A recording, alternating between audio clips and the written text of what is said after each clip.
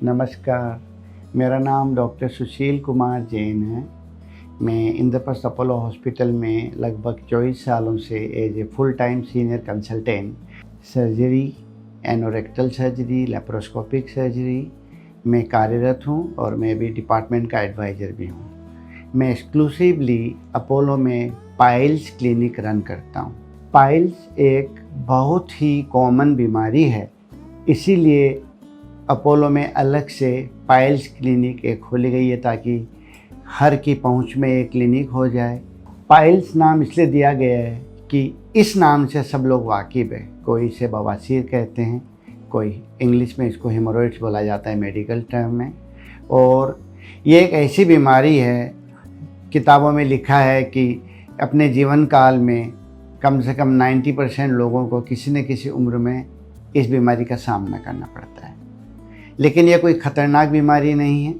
इसके सिम्टम अक्सर मरीज आते हैं कि टॉयलेट करते समय सर मुझे थोड़ा सा फ्रेश ब्लड गया।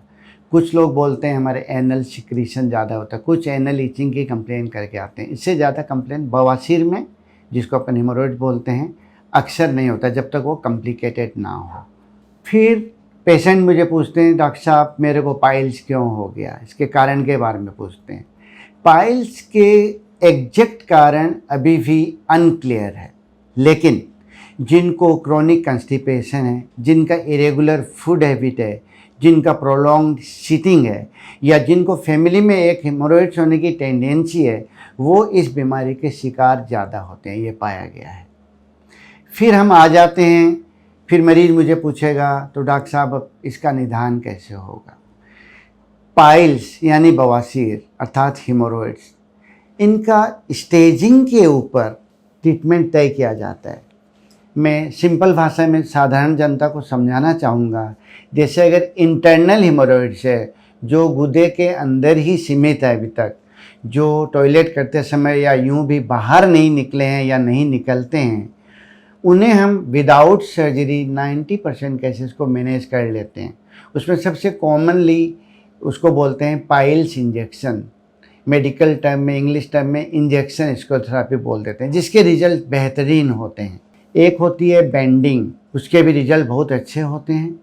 और इसके साथ साथ हम खाने पीने का परहेज बताते हैं, हाई फाइबर डाइट बताते हैं, रेड मीट, अल्कोहल का सेवन में रेस्ट्रिक्शन करने का बताते हैं। टॉयलेट में बहुत देर नहीं बैठना चाहिए, बहुत ज़्यादा जोर नहीं लगाना चाहिए, इस बात पे हम बहुत जोर देते हैं। और इस तरह 90% पेशेंट बिना सर्जरी ठीक हो जाते हैं।